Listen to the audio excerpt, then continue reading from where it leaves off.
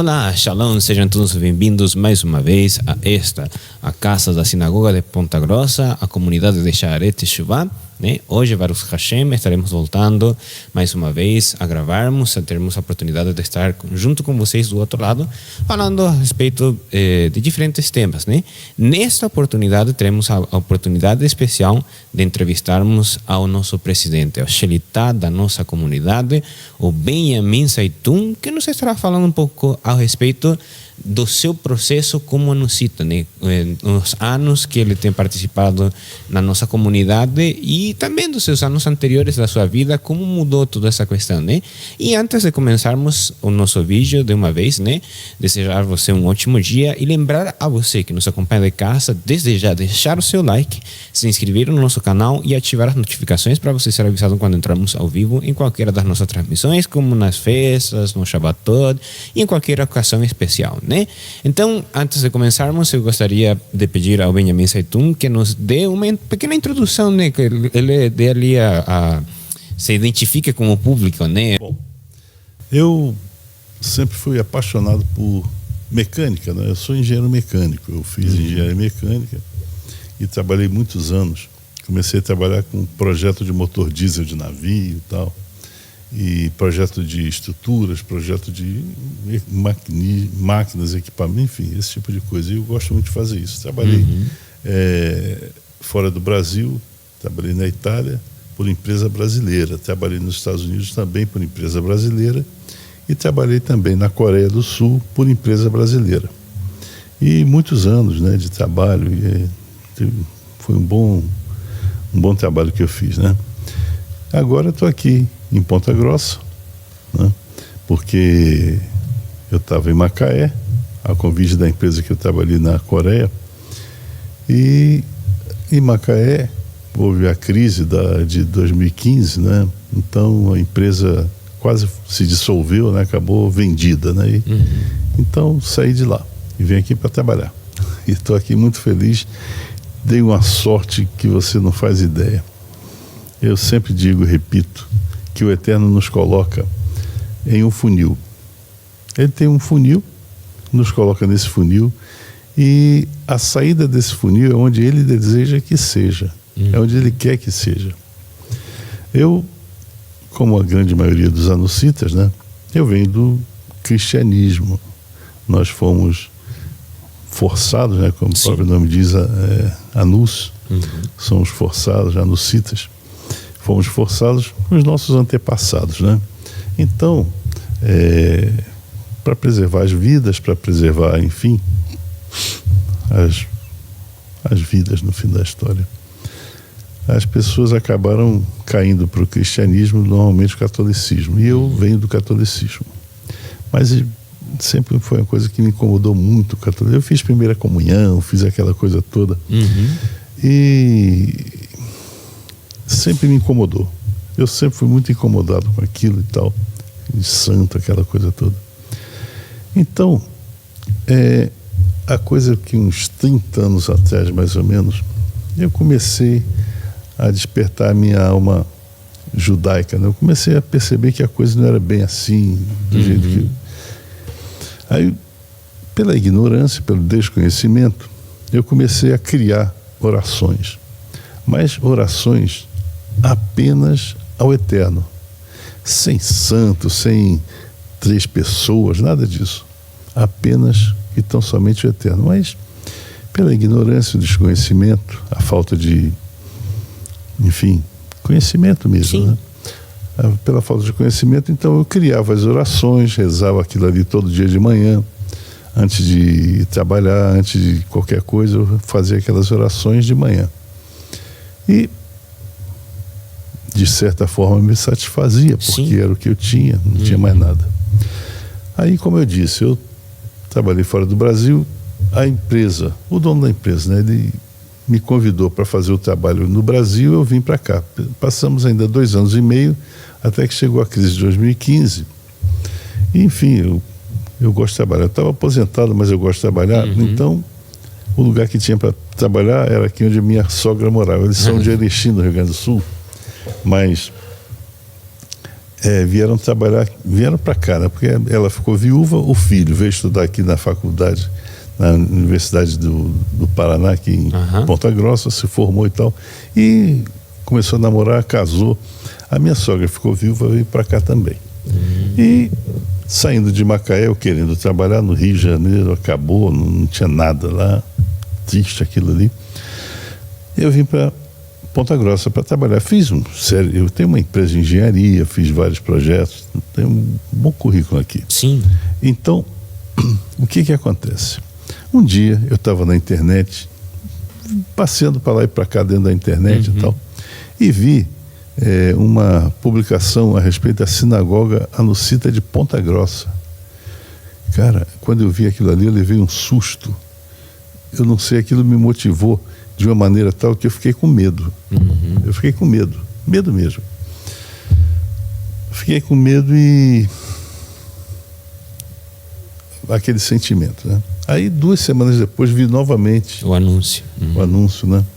Aí eu não aguentei, né? Eu peguei o telefone lá, liguei e vim, fiz uma entrevista, né? Sim. E o pessoal gostou da entrevista, tanto que me convidaram para fazer um Shabbat, um Shaharit Shabbat. Eu vim, achei muito bonito, muito aquilo, uma coisa que... O judaísmo, ele está na minha alma, mas sempre esteve, não é de hoje. Quando eu tinha 12 para 13 anos, tinha um amigo, Moisés Balaciano, ele levou uma vez uma Torá em hebraico, ele judeu, né? Então ele levou para mostrar, ó, aqui é nosso livro religioso, a Torá e tal. As crianças ali olhando, cara, quando eu vi aquelas letras, o quadrático, aquilo ali, cara, me deu um choque, sei lá, uma coisa assim. E aí passou aquilo e tal, aquilo está na minha lembrança até hoje. Aí eu estou vendo a imagem aqui na minha frente, ele mostrando. Muito vívido, né? Vívido, exato. E os amigos ali todos, era aula vaga, né? Então todo mundo atrás da sala conversando e ele mostrando aquilo ali. Até hoje eu lembro disso. Fato é que aí eu vim assistir esse Shaharit de Shabbat e fiquei apaixonado revi as letras, né? E o som dos cantos, o som das rezas. Aquilo ali me deixou de tal maneira que eu comecei a ficar cada vez mais dedicado a isso, né? Aí houve uma época que uma pessoa me convidou, puxa, você bem que podia fazer um podcast, um comentário, um comentário a respeito de Torá, né? Diário, né? Porque cada paraxá é dividido em aliot, né? Cada aliá é um dia, né? Então o que eu fiz? Eu comecei, que coisa chata, puxa vida, cheio de coisa para fazer, ainda tem que fazer comentário, tal, mas eu fui. Sim, começou pelo menos. Eu comecei. Aí comecei, mas que coisa, tal. Aí, de repente, eu comecei a sentir, a me ver ali naquele meio, naquele ambiente, né? Daqueles relatos, né? Agora essa semana, estou fazendo os comentários a respeito de José do Egito, né? Então José, eu vendo aquilo acontecer, vendo ele na minha frente, na minha imaginação, né? Ele com os irmãos fazendo aquelas provas para saber do arrependimento dos irmãos e tal, aquilo ali, inclusive é uma coisa que acaba me tomando muito a emoção, o emocional fica muito aflorado ali. E eu sei que eu comecei a ver, comecei a estudar, comecei a ler, cara, de repente eu não consigo mais ficar sem fazer aquilo, cara. Eu não consigo. Se eu quiser ficar um dia sem fazer, não consegue, né? Eu acho que dá delírio extremo, sabe? Sim, sei.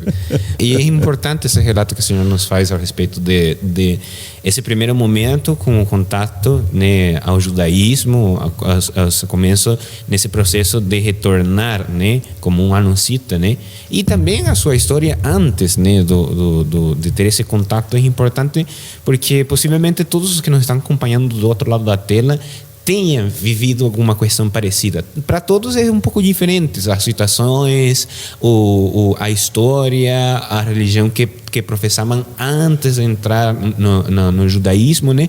Muda algumas coisas, né? Mas sempre tem alguns paralelos, tem alguns parecidos.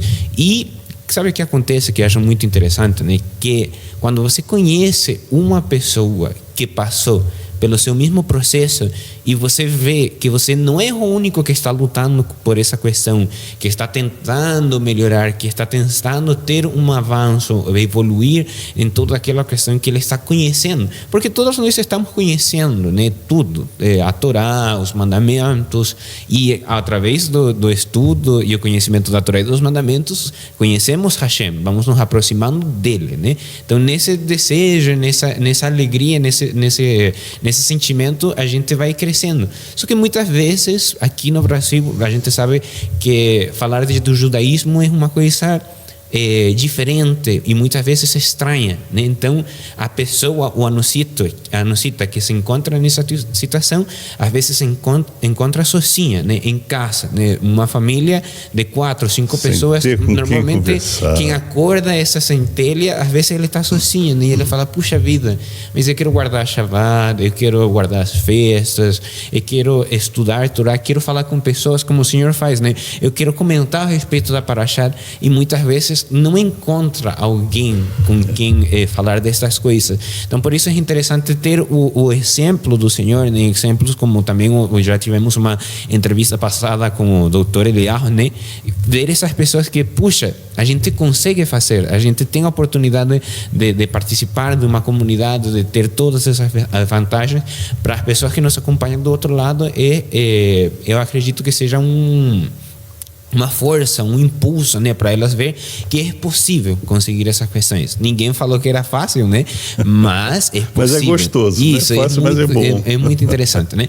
Então, tenho que lembrar, né, a vez que tenha pessoas que nos estão acompanhando por primeira vez, que não tenham visto alguns dos outros vídeos, né? A diferença do Senhor, né? E também no caso do Dr. Eliyahu, que também tivemos a entrevista com ele, a minha diferença é que eu sou anusita, mas sou um anusita velho na questão de que eu tenho anos praticando essa questão, e também, eu praticamente que nasci com essa prática. Talvez não com todos os conhecimentos que eu possa ter no dia de hoje, mas já praticando essas questões, né? Então eu não tenho essa história de falar, não, eu participei de tal religião e tive tal contato e toda aquela questão. Não tenho essa oportunidade de falar isso, né?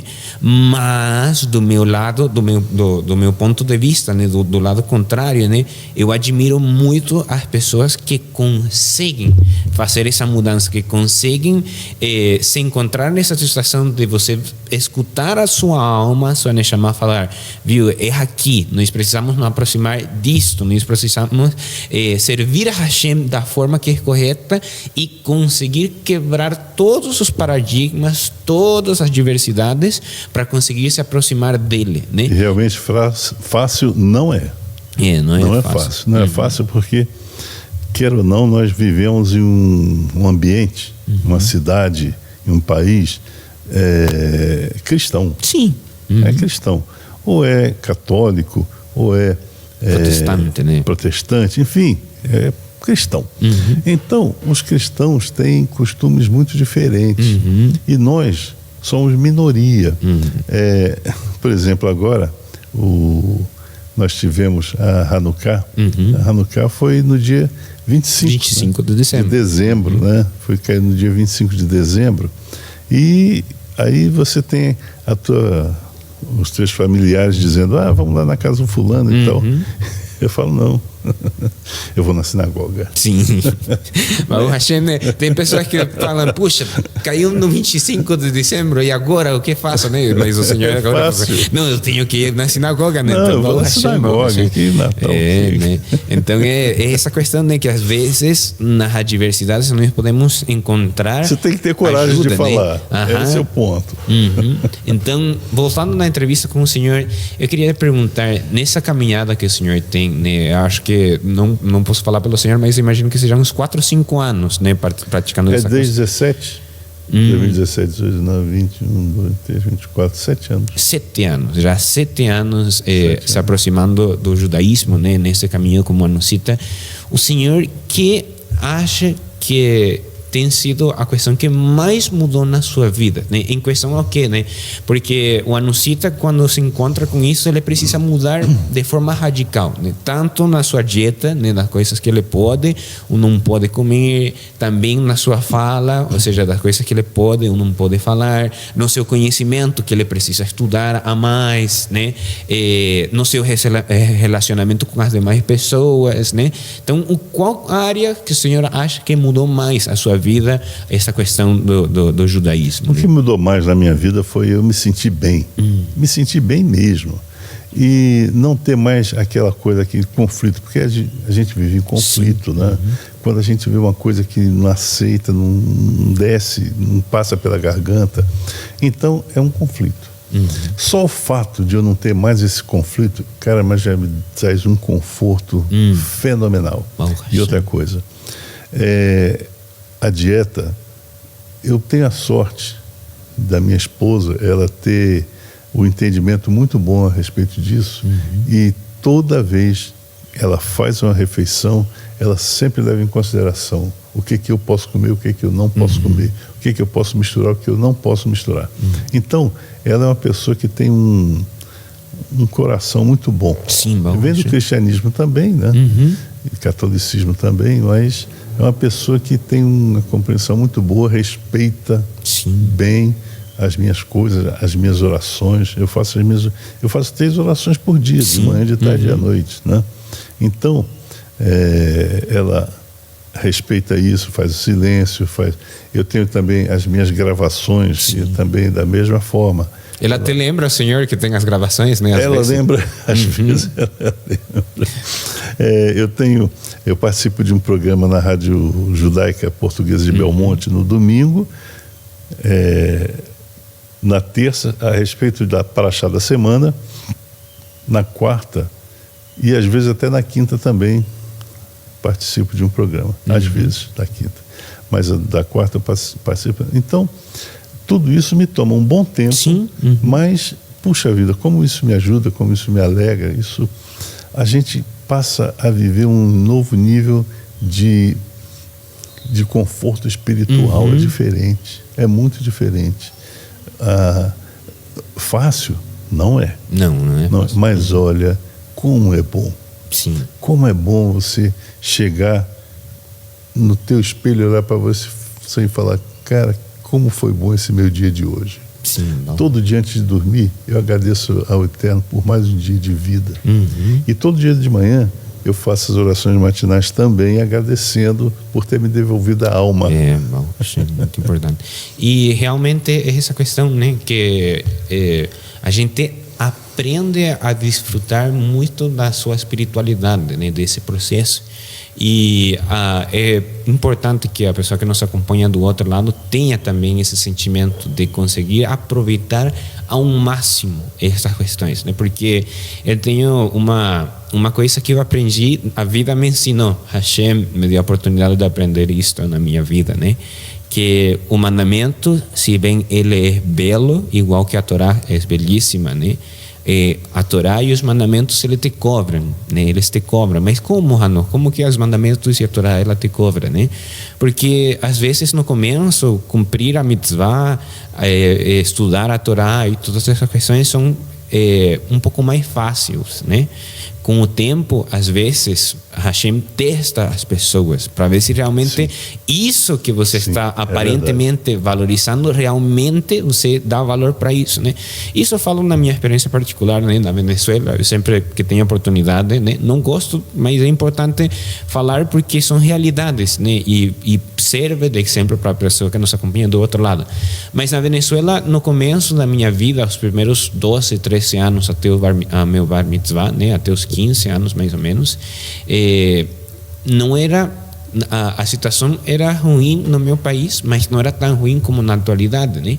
Então a gente podia fazer os serviços de Shabbat, o Kabbalat Shabbat era feito em casa, né? Então nós tínhamos um monte de convidados da comunidade, a gente se reunia em famílias, né? E às vezes, a maior parte das vezes era na nossa casa, tinha 2, 3, 4 famílias em casa, e a gente servia muita comida, e era tudo muito bonito, Baruch Hashem. Eu sempre agradeço pela oportunidade de ter tido esses momentos que me ensinaram muito, mas também com o tempo as pessoas foram indo embora do país aos poucos, né?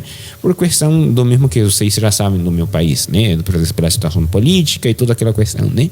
E também a situação econômica começou a ficar mais difícil ainda. Então teve momentos na minha vida que não tinha suficiente como para colocar um vinho na mesa de Shabbat para fazer o Kiddush, que nós sabemos que o Kiddush é a santificação do dia, né?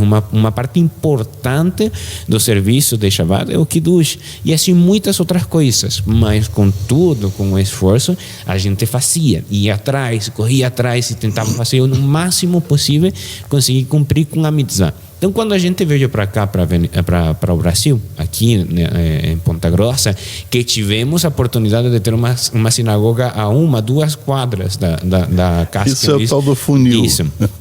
Que viemos a morar aqui em Ponta Grossa, né? Quando a gente se encontrou mais uma vez com estas coisas, com um Sefer de Torah Kasher, com uma comunidade que tem mikve, que tem refeitório, que tem todas estas ferramentas, todas estas coisas que facilitam o cumprimento da mitzvah, para mim tem sido uma alegria muito grande. Então, cada vez que que no meu caso, né, eu tenho a oportunidade de me colocar na frente, de fazer os serviços, de estudar a Parashá tanto com a comunidade aqui, os presentes, né, na sinagoga, quanto os que nos acompanham do outro lado, para mim é um privilégio, porque na minha vida eu soube que não é tão fácil como a gente acredita, que já dá por ganhado essas questões. Não, no Shabbat que vem eu vou para a sinagoga, no Shabbat que depois desse Shabbat eu não preciso ir, né? Vou fazendo um Shabbat sim, um Shabbat não, um Shabbat sim, porque a sinagoga sempre está ali. Mas para mim não foi assim. A sinagoga não sempre estava ali, a comunidade não sempre estava ali, a oportunidade não sempre estava ali. Então, cada vez que eu tenho a oportunidade de fazer uma coisa, para mim é um privilégio, né? E fica de dica para a pessoa que nos acompanha do outro lado. Talvez a pessoa que nos está acompanhando do outro lado fale: nesse momento não está sendo fácil para mim cumprir a mitzvah. Também Hashem vai facilitar, mas você tem que demonstrar que nesse momento que aparenta não ser fácil, você é o suficientemente justo para se aproximar da Torá, né? Mas voltando mais uma vez para...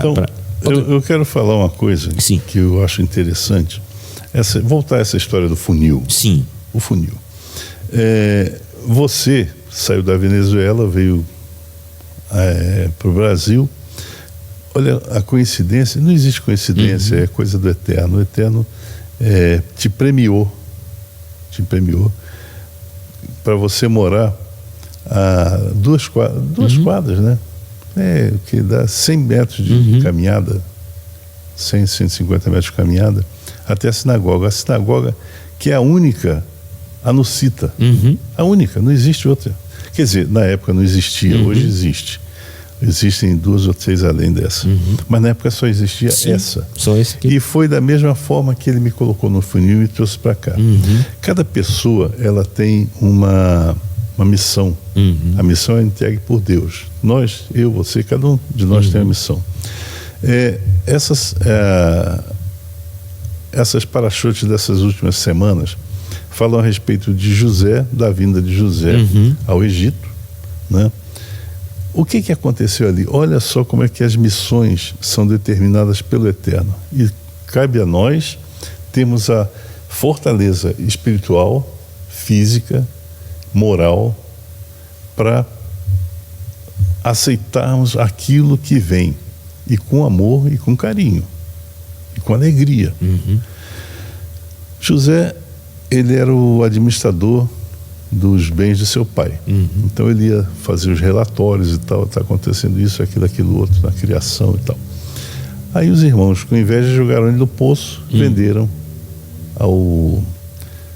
Os ismaelitas, né? Os ismaelitas. Os ismaelitas venderam ele como escravo no Egito. Olha só a decaída de grande administrador, caiu para dentro do poço, escravo depois, e abaixo, o nível mais baixo, o segundo nível mais baixo que a pessoa tem na sociedade é a escravidão. Né? E aí depois ele foi jogado no nível ainda mais baixo, que é o ser prisioneiro, o último mais baixo, não existe isso. Né? Então, ele ali, ainda assim, em cada uma dessas funções, ele fez com alegria, ele fez com força, ele fez com vigor, com espírito de realizar. Foi colocado por isso, aí veio a missão dele. Ele foi colocado como administrador. Sim. Por que ele foi colocado como administrador? Porque haveria fome. O Eterno já sabia. Então, antes disso, o Eterno já providenciou que José fosse ao Egito, para que quando chegasse a fome, os seus parentes, a sua família, pudesse ir ao Egito para ter comida e para se estabelecer ali. Para quê? Para que aquela promessa que o Eterno fez a Abraão pudesse ser cumprida. Ou seja, sairíamos do Egito como uma miríade de pessoas. Sairíamos como as estrelas do céu, como a areia do mar. Então, foi o que aconteceu. Por quê? Porque o Eterno tem o projeto dele. Nós somos peça do projeto. Eu tenho a minha missão, você tem a tua. E cada um de nós tem que fazer essa missão com muita alegria e satisfação. Para que o projeto do Eterno, que vai acontecer quando? Não faço ideia. Daqui a 10 anos, 1 ano, 100 anos, eu não sei. Mas vai acontecer. Sim. Vai acontecer. E eu me sinto feliz por ser uma peça. Sim. Eu não quero ser nada mais do que uma peça que o Eterno determina, uma missão, e que eu peço ao Eterno que me permita cumprir essa missão com louvor. É isso que eu quero. Mais nada. Existe uma dica importante nesse seu comentário de agora, né? Que e existe essa preocupação geral no ser humano, em todas as suas profissões religiosas, né? Qual que é o meu papel, né? O que eu vim fazer neste mundo? E você que nos acompanha do outro lado, né? A Nusita, que nos está acompanhando do outro lado, capaz que tenha essa pergunta, né? O que eu vim fazer nesse Olam Hazé, né? Qual que é o meu propósito aqui, né?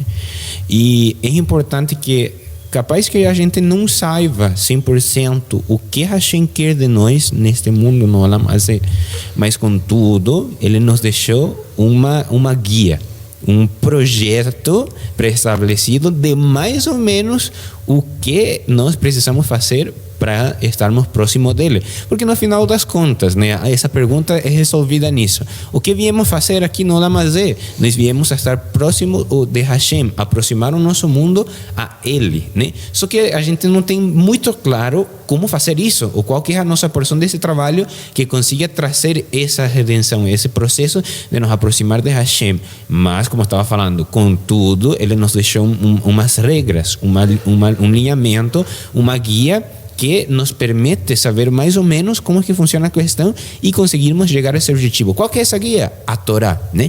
Então, o que eu queria perguntar para o senhor, que o senhor me estava falando no começo da entrevista, né? Que às vezes quando o senhor está fazendo esse comentário, quando está estudando a porção da semana, em certas aliyot, o senhor vê a história e isso comove o senhor emocionalmente.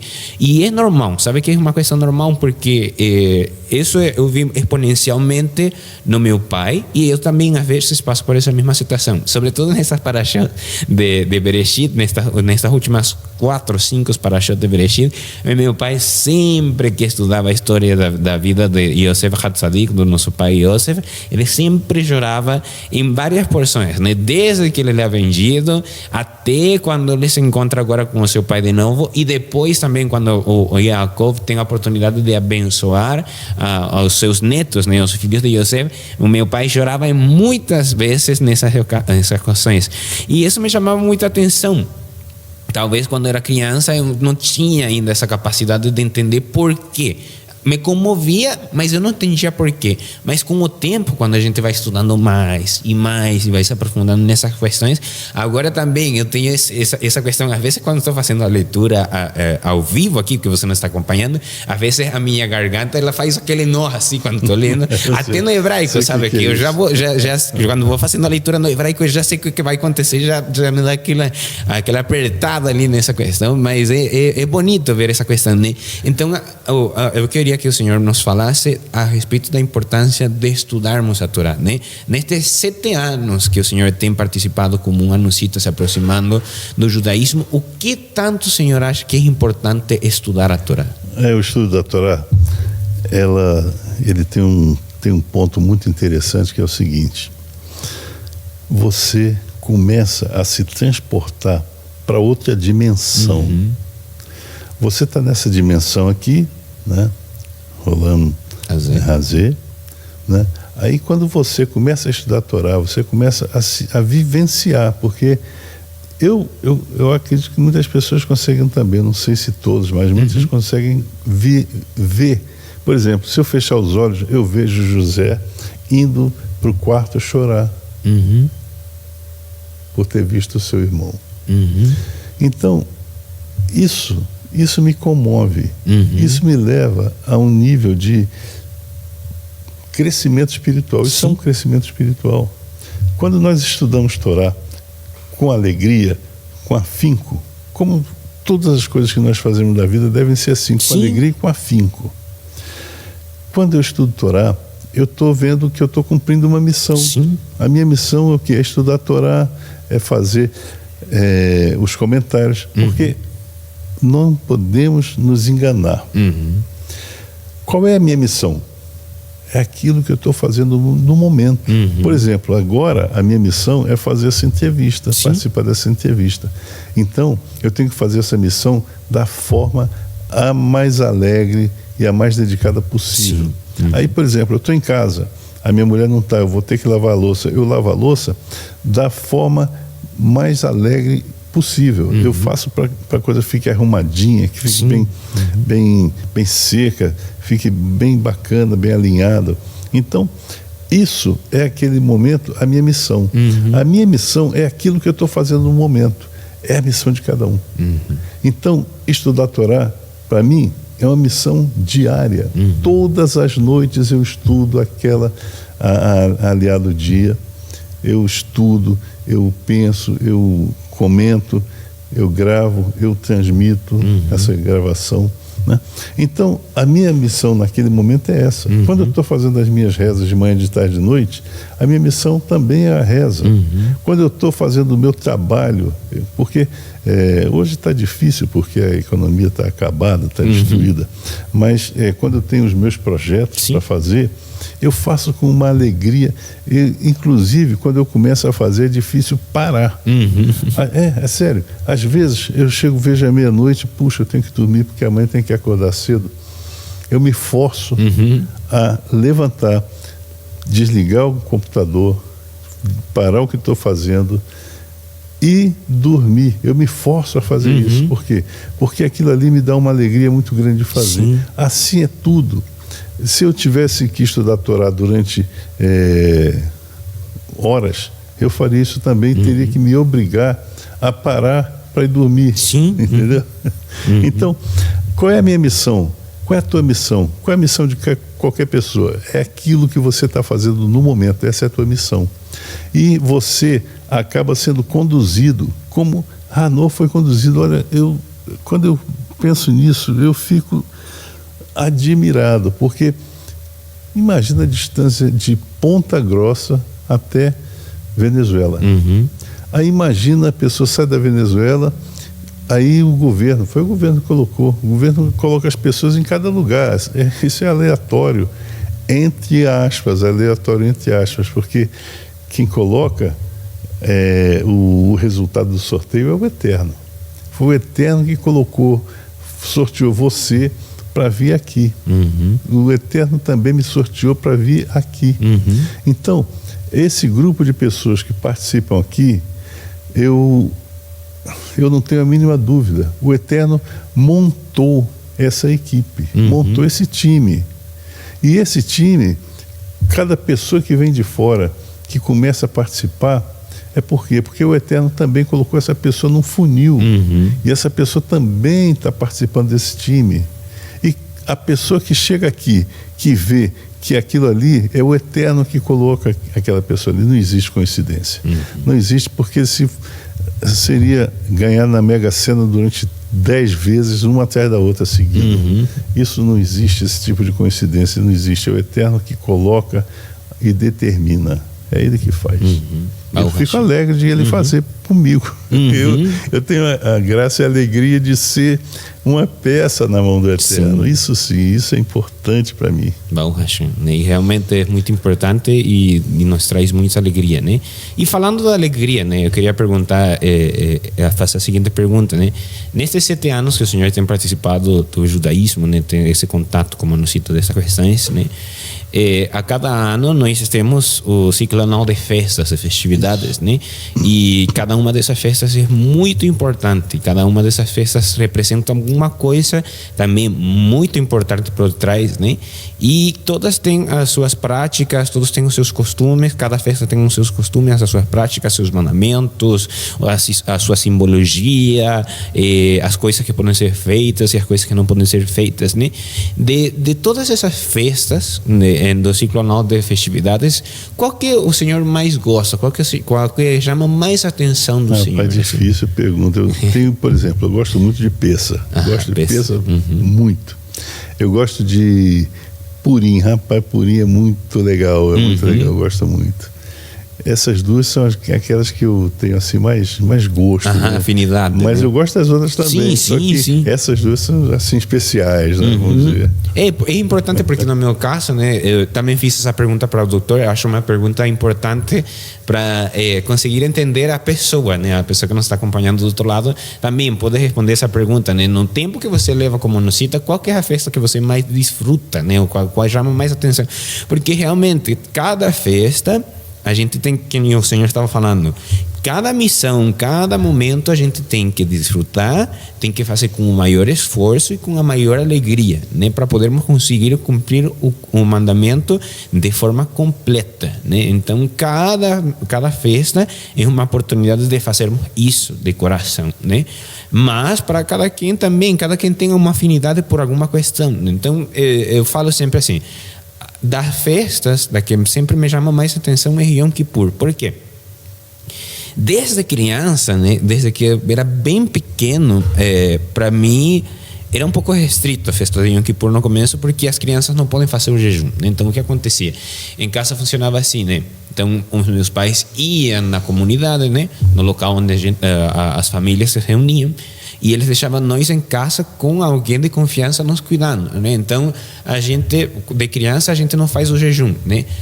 Os sábios recomendam, e era o que os meus pais faziam, né? Que as crianças fizeram a refeição, as suas 3 refeições, mas o mínimo de comida possível, né? Ou seja, o suficiente para alimentar a criança, não para ele comer demais, né? Então essa era a primeira questão. E cada ano que vai passando, vai ficando um pouco mais restringido, vai ficando um pouco mais rígido, né? Então no ano 7 vai tirando a janta, nos 10 anos vai tirando o café da manhã e a janta, e antes dos 12, né, antes dos 13 anos, que isso é Bar Mitzvah, já vai tirando o almoço, né? Já vai preparando a criança nessa questão de que ela consiga fazer o jejum de forma completa, né? Mas isso vai aos poucos, e eu vivi esse processo, né?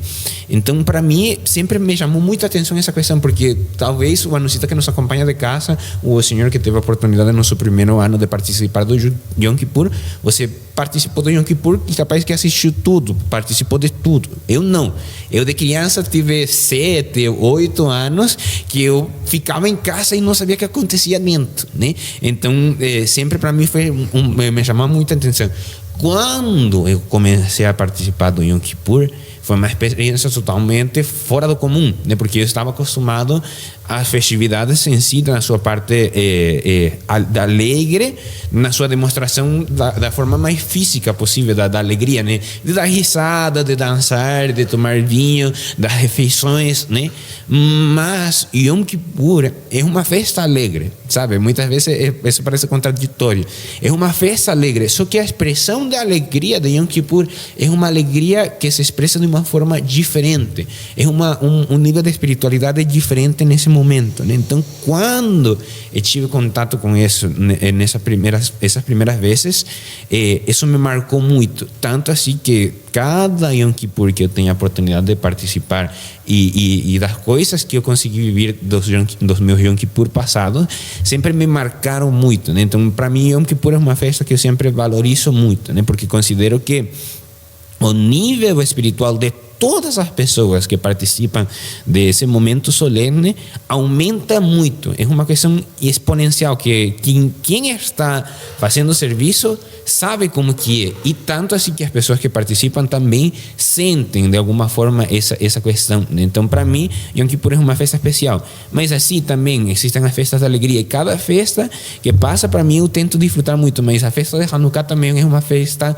que me marcou muito na minha criança, quando eu era bem pequeno, porque era a festa em que eu tinha que me armar de valor para enfrentar o mundo afora, sabe? Para enfrentar os meus companheiros de escola, para enfrentar os meus vizinhos da minha mesma idade, os meus amiguinhos, né?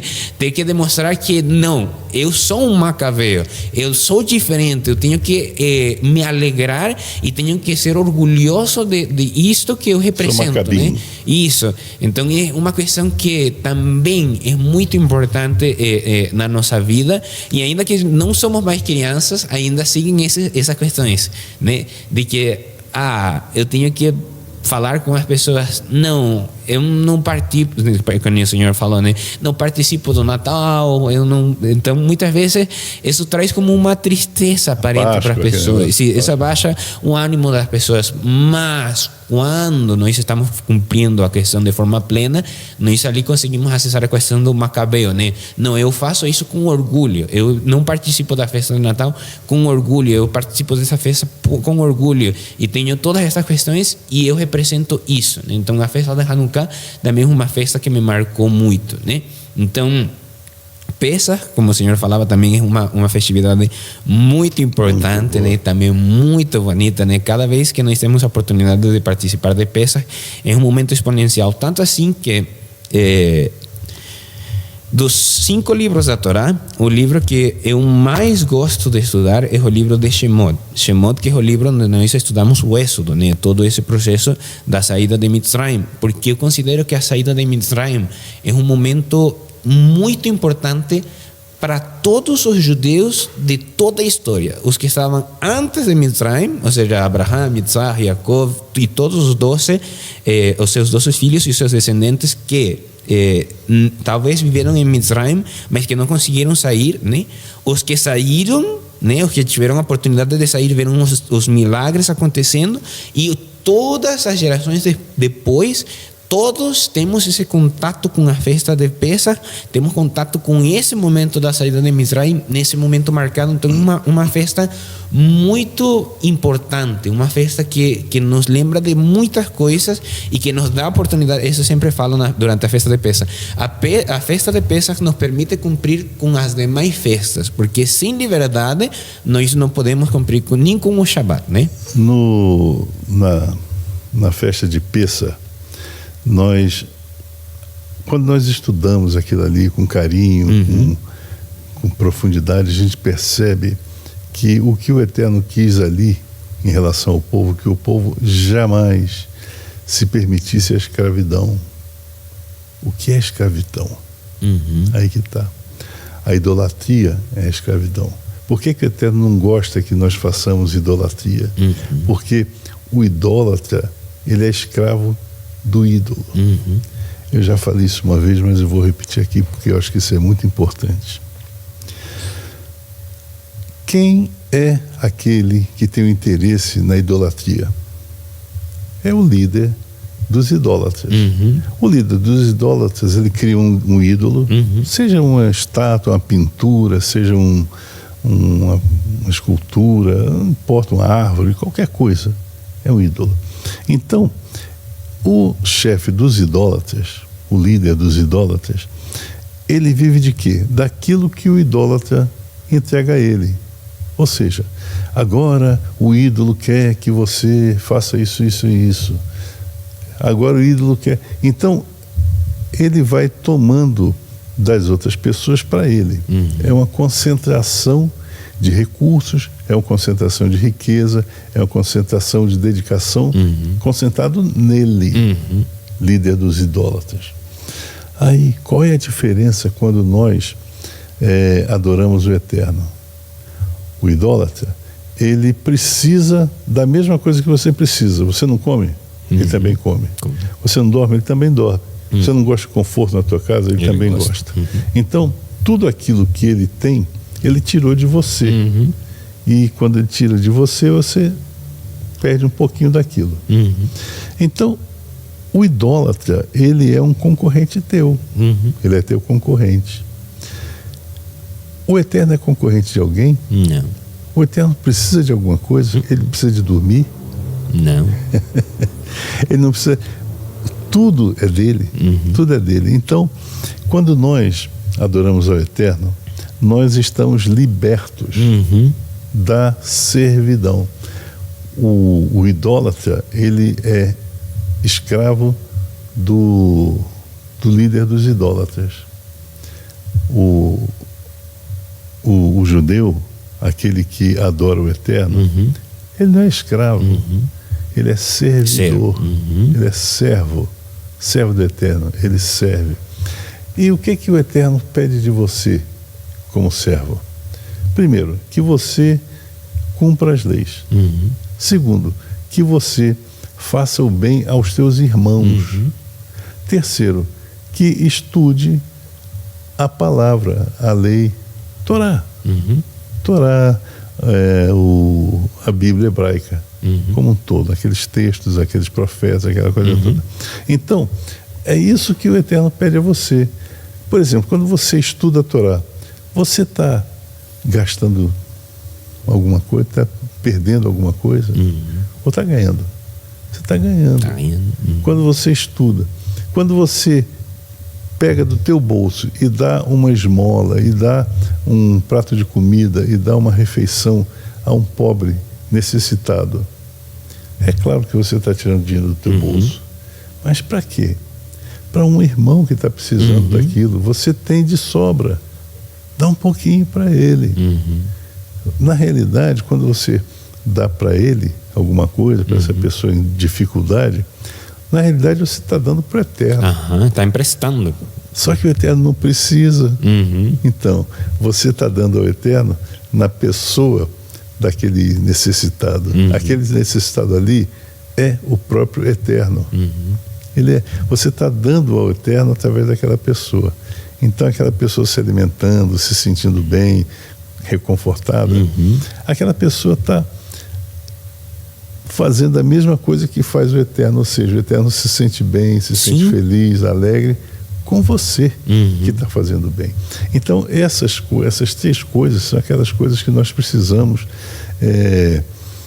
nos focar, né? Nos focar e agir. Para quê? Para que nós tenhamos crescimento espiritual, merecimento, para que nós tenhamos paz interna, paz de espírito. É isso que traz o estudo de Torá, é isso que traz a dedicação à nossa sinagoga, é isso que traz a dedicação à leitura, aos programas que eu participo. Isso me traz muito bom, muito bem. É isso aí. Sim, só para irmos finalizando, né, já chegando no final da nossa entrevista de hoje, eu gostaria de perguntar para o senhor se o senhor tem algum conselho a dar para aquela pessoa que nos está acompanhando do outro lado da tela, né, que talvez ele esteja no seu primeiro ano, ele esteja no seu terceiro ano, no quinto ano, ou esteja dias praticando ou se aproximando da Torá nesse processo como um anuncita. Qual seria o conselho que o senhor daria para essa pessoa que nos está acompanhando? Olha só, pessoal, tem um ponto aqui interessante. Por exemplo, vamos dizer, o cara que é viciado em droga, ele não nasceu viciado em droga. Ele se viciou em droga. O sujeito que é viciado em bebida, ele não nasceu viciado em bebida, ele quis se viciar. Então ele bebeu uma, bebeu duas, bebeu 10, aí chega uma hora que ele não consegue mais viver sem. Isso aí são vícios destrutivos. Destrutivos, exatamente, são vícios negativos, são vícios. Quando você começa a estudar a Torá, quando você começa a ver a graça que tem ali dentro daqueles relatos, o bem que está ali, como é gostoso aquilo, você começa a estudar, quando você vai ver, você não consegue mais ficar sem estudar, você está viciado, mas é um vício bom, é um vício que te leva à alegria, que não leva à frustração, ao contrário, é o vício que te tira das frustrações, é um vício que te traz a alegria, que te traz a felicidade, que te traz, coloca o teu espírito para cima, você é elevado, não apenas no humor, mas também espiritualmente, no humor, na alegria, na satisfação. Eu quando chego aqui na sinagoga, você sabe, né? Eu faço piada com todo mundo, faço todo mundo rir e tal. É a alegria que me traz isso aqui. Esse ambiente aqui dessa sinagoga me traz essa alegria. Então, conselho, seja feliz, estude Torá, leia, procure se colocar ali naquele ambiente e olha, divirta-se, porque é divertido. Baruch Hashem, Baruch Hashem. Baruch Hashem. Nós com isso estaremos finalizando então o nosso vídeo de hoje, nessa entrevista que nós fizemos agora ao nosso Shilitá, ao presidente da nossa comunidade, né? Agradecer a presença e a participação dele, que nos deixou seus comentários, a sua participação nestas perguntas que nós fizemos para ele, e agradecer a você que nos acompanha de casa, que nos deu a oportunidade de nos escutar e nos emprestou um pouco de seu tempo também para tirar essas dúvidas, ter mais informação, ter um pouquinho dos conhecimentos de outras pessoas para nos fortalecermos uns aos outros, né?